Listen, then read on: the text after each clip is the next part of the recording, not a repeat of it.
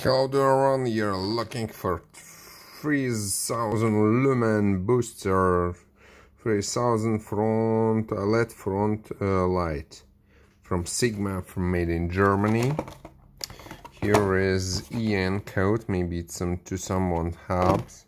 Here is instruction how to mount.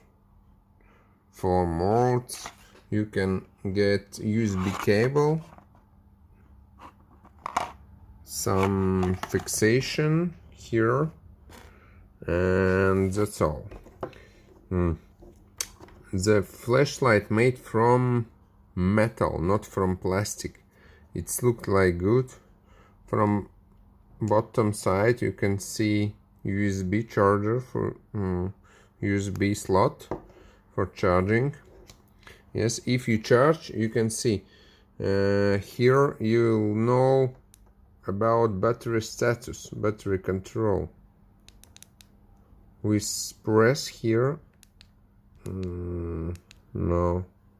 Only when charging. There are many modes. One mode, 3000 lumen. It's 150 lumen, 70 lumen, and flash mode. Depends what you want. You will get